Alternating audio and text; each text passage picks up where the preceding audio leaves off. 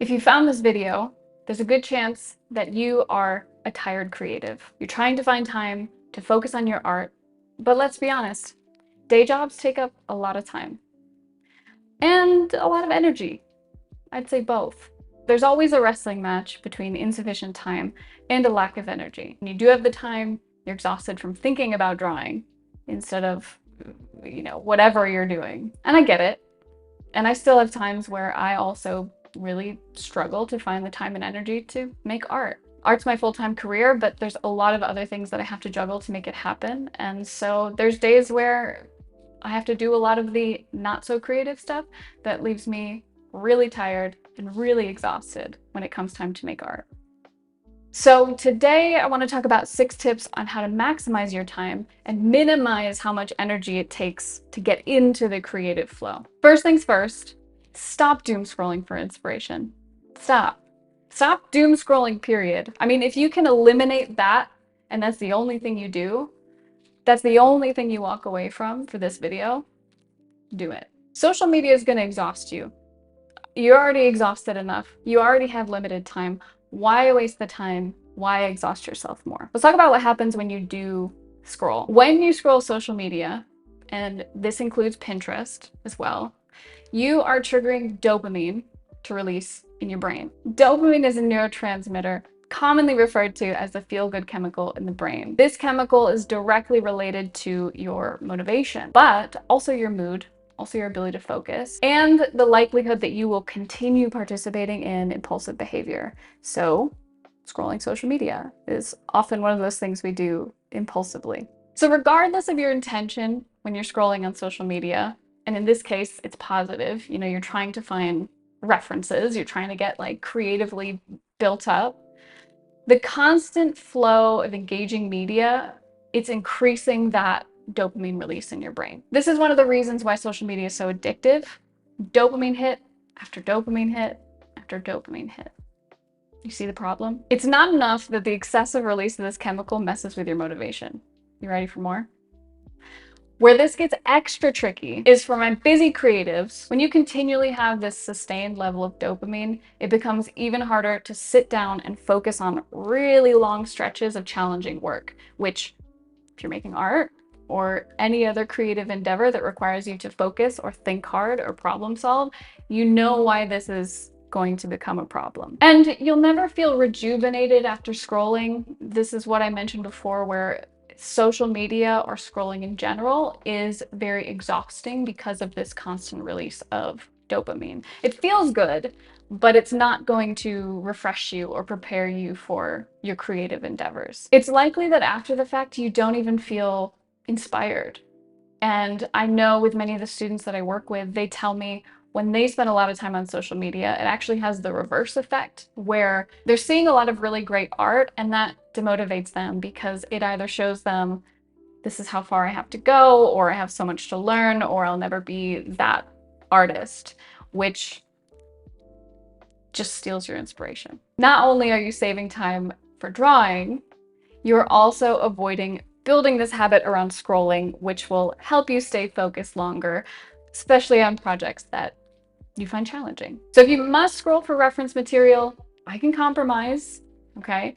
If you must, do it separate from your drawing sessions. Number 2, know exactly what you will draw before it's time to sit down and draw. I think it's pretty common for most of us, or those of you who have day jobs that aren't creative or that don't feel creative. Something tells me there's been many days where you've returned home from work, excited to draw, and then you realize, I gotta set up, or I don't have references, or I don't know where I left off on my last project, or maybe you just have no idea what to draw. All of these things take time and preparation. And time and preparation, if you do this before your drawing session, it's gonna take away your drawing time. It's gonna take away your creative energy. So like I mentioned before, separate your scrolling or your searching or your researching time from your drawing time. And for some, this looks like preparing the night before. Maybe this just means you prepare before you go to work that day, or, maybe something different. If you have a method for this, let me know down in the comments. But For most, I think it's pretty good to do it the day before. That way, whether you wake up and you get started or you come home from work and you get started, you don't have to be thinking about what am I going to draw? Where are my references? You're not going to be doing any of that prep work, which takes a lot of time. So for some people, you can do this in one sitting. Maybe you take a half an hour and you prepare. Maybe you're a daydreamer and you like to think about these things when you're on the bus or when you're riding your bike home or when you're driving. But if you need to gather materials, I think it's a good idea to do that ahead of time. Because this preparation can really quickly turn into a time suck, I think it's important that just like how you have to dedicate time to your art, I think you should dedicate and limit the amount of time that you spend looking for inspiration, collecting references, because this can take a really, really long time as well. Or it can turn into a long time where you end up, oh, I'm just going to take a few minutes, and then suddenly you're down this rabbit hole of image after image after image, and suddenly 2 hours are gone and you're like, there goes my drawing time. So set a limited time for that. Speaking of limited time, we're getting to that section where we now talk about the people who have very, very limited time. I'm talking less than an hour. For those of you who have less than that, I don't want you to underestimate the power of 30 minutes. Bear with me, because I know that that doesn't seem like a very meaningful amount of time. So it already doesn't feel like there's enough time in the day. And so if you're busy with a day job and you have other responsibilities, it's important to avoid falling into the trap of, I only have 30 minutes. What good is that going to do me? This all or nothing thinking will lead you to quickly abandon your drawing goals. Chances are, if you're thinking in this way in terms of your art, you're probably thinking this way in terms of a lot of your goals. So if you find this thinking difficult to break, this may be something that's holding you back in a lot of areas of your life.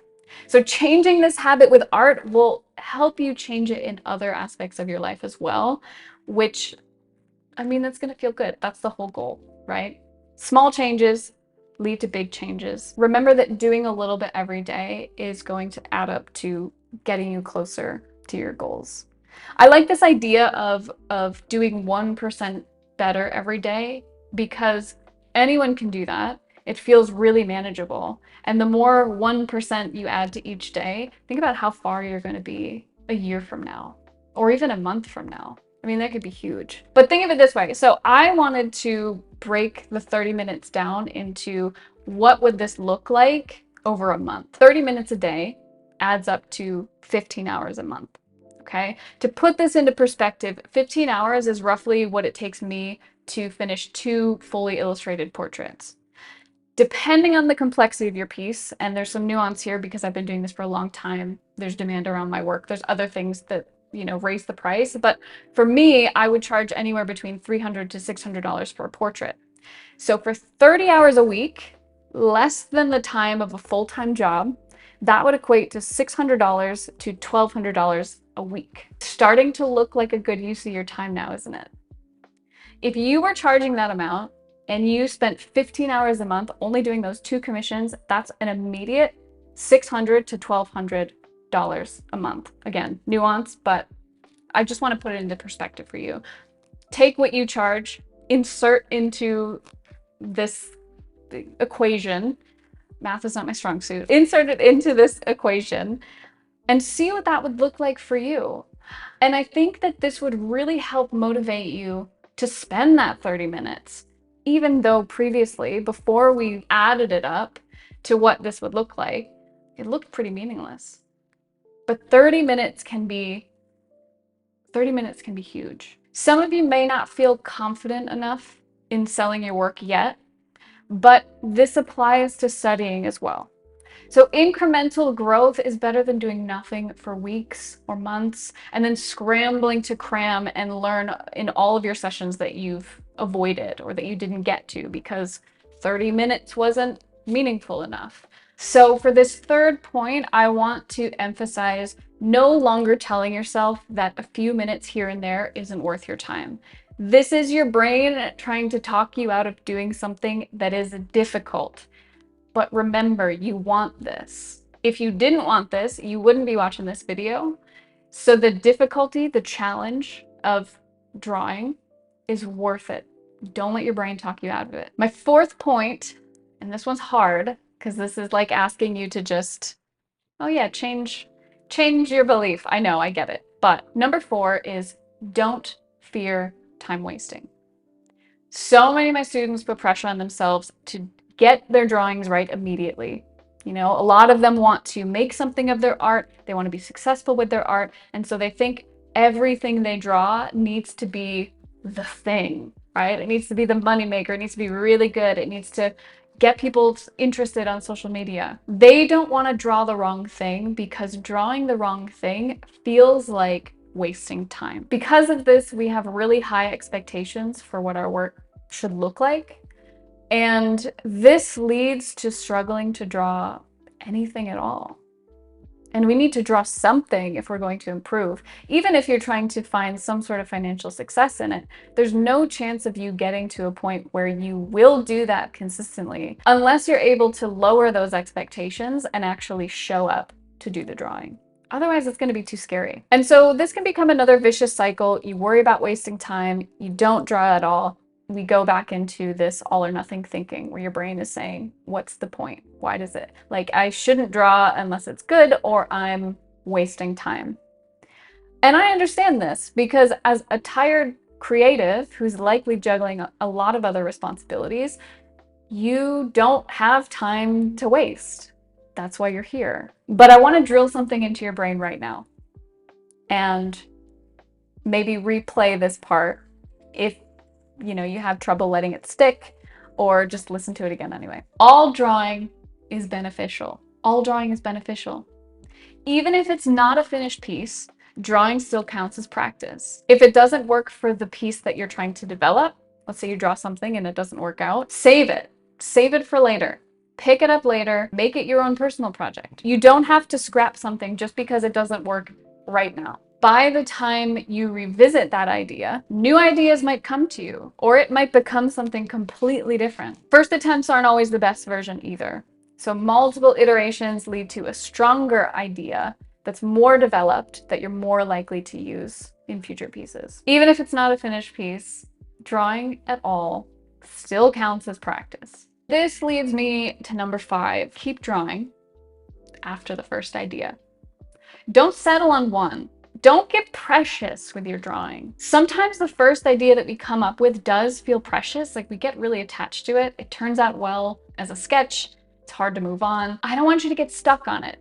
I know we just talked about being worried about wasting time, but try drawing another version. I had a student come to me. He wanted to start drawing, but he didn't know where to start. So he knew drawing was important to him, but he didn't have any ideas and he didn't know how to create a routine around drawing. So most of these concepts were overarching themes and stories that felt daunting, and that continually led to him putting off the project. So I challenged him to begin drawing any scene he could think of. It didn't need to be from the beginning. It didn't even need to be something from the middle or the story. Just a scene that felt important to him, that conveyed the idea that he wanted to convey from the story. To his surprise, once he started, he realized he had a ton of new ideas that came up just from drawing a handful of panels. The more he drew, the more ideas he got. So it's really easy to get stuck on that first idea, but the first idea is just the spark. It's the beginning of more, but we have to allow the more to happen. We have to allow the creativity to flow. So letting more ideas flow gives us more to work with later, and that saves time at each drawing session or before your drawing sessions of having to come up with more ideas.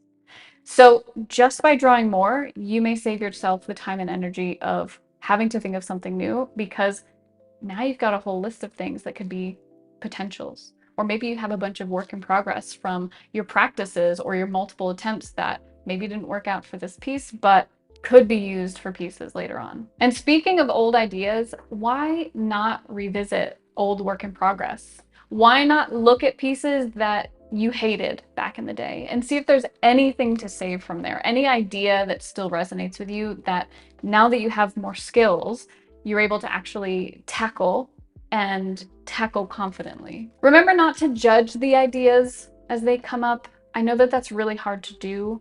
I call that internal voice the editor when you're in the middle of making something, whether it's writing or it's drawing or whatever, the editor voice pops up and you've got this really great idea, but there's a voice in the back of your head that's like, oh, it's not that good. Oh, you gotta fix it. Oh, it's not gonna work out for this.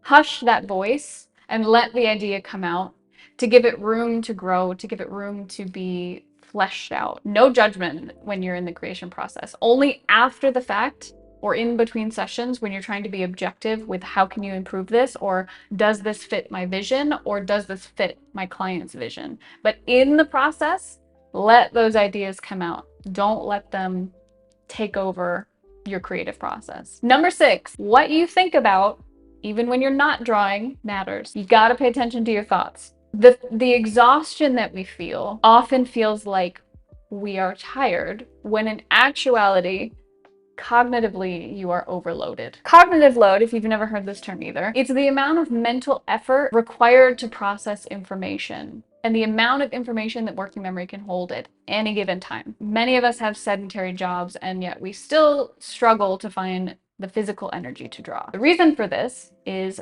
just like your body, your mind can get fatigued. I know, crazy. But if you're constantly putting things off and you're holding mental reminders, or you're spinning in arguments with yourself about why you should or shouldn't be drawing, that's going to eat up a lot of your energy. How do you expect, when having this mental battle, to sit down at the end of a long day and have the energy to draw, or the mental energy to draw? Okay, so tell me if this cycle sounds familiar. You want to draw, right? You start here. You begin to think about drawing, which leads you to thinking how much time it will take, which leads you to thinking what parts will be difficult, how far you have to go, how things won't work out. Yeah, from there, you lose a lot of time because you have to convince yourself, despite these feelings, you need to draw. This makes us really tired. This is so exhausting. And this is happening, now that you're conscious of it, you're going to notice it a lot.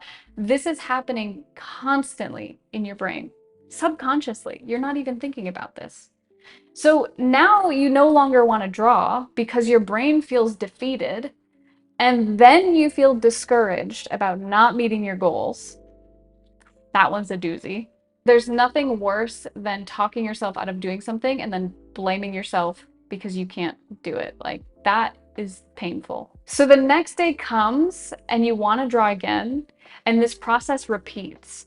And what happens when this process repeats is that you begin to condition yourself to think that the drawing process is going to lead to a lot of negative feelings about yourself, about your abilities. And this is because of this whole mental battle that you're having. It's not even really a reflection of what happens when you sit down to draw. It's just this fight with yourself. I want to draw. Here's what it's going to take for me to draw. That's going to be awful. Now I'm discouraged. Now I'm disappointed in myself. That's a vicious cycle, and we don't want to get to that point, because that is going to convince you drawing is not a fun task. Drawing is a mentally painful task. So we want to break that cycle of thinking. And so if you can catch yourself thinking about this or that cycle starting, you can stop it. Instead of having this endless cycle of worries and thoughts and I should and I'm disappointed, let's set a set amount of time every single day where you do let those worries come up, because it's natural that they're going to come up. So you let those worries come up, but you set a certain amount of time, let's say 20 minutes, and you don't allow that worrying to expand outside of that 20 minutes. So the next time you catch yourself worrying, you're going to say, I have a dedicated time to worry about these things. Now is not the time. And the goal there is that eventually those thoughts will stop popping back up. And then you can start to develop a different line of thinking around drawing. Or you're going to be able to close the gap between you thinking, I have to draw, and you actually drawing without all that thinking in between. But it is important to allow these emotions to come out, because we could just suppress them. We could say, no, I'm not thinking about you. But we need to make space for the worries. We need to make space for the emotion. That's what the journaling is really useful for. And then, just like we make space for those emotions, we are then going to make space for drawing. And if you find that these looping thoughts are really hard to manage on your own, I recommend sharing them with someone you trust, whether it's a therapist, a friend, a teacher, someone who can help you through them and look at them objectively. But again, you still want to be having that set amount of time where you journal these things down and try your best to mitigate these thoughts from constantly coming up, because they're stealing your energy. They're stealing your creative energy. They're stealing, the energy you use at work. They're stealing the energy that you use to spend time with your family. So by minimizing these thoughts, it's going to help your life overall, but definitely in drawing. And my last point here, and I mean this one sincerely because I have had a hard time working through this one. Sometimes what you actually need is a break. And I know that that's hard to hear when you are someone who's been working really hard and really pushing and you haven't seen a lot of results and you are really tired from your day job or your other responsibilities. But sometimes you do need a break. And I think it's important that you listen to your body here and your intuition. If you have a day job or a family to take care of or other responsibilities, know that it's important to be kind to yourself. It's likely you're doing a lot more than you think. If you're uncertain or if you're hard on yourself, valid, I resonate. Ask your peers or someone you trust, because it can be really hard to look at ourselves objectively, even when we're busting butt, and think, I've done enough today. Sometimes we do need a kick in the butt. Not gonna lie, sometimes that's what we need. But a lot of the time, we're pushing ourselves without any real goal or direction, and that is also exhausting. You're not gonna be getting the feedback from all that hard work that you're putting in that you need to keep you going. Hopefully some of these points resonate with you. To recap, here are the tips. Number 1, stop doom scrolling for inspiration. Number 2, know exactly what you'll draw before it's time to do it. Number 3, don't underestimate the power of 30 minutes. 4, don't fear time wasting. 5, keep drawing even after the first idea. 6, what you think about, even when not drawing, matters. I know you guys are working hard. Keep on working hard. Implement some of these tips. And if they worked for you, absolutely let me know in the comments. And before you go, make sure you subscribe, like the video, and I will see you in the next one.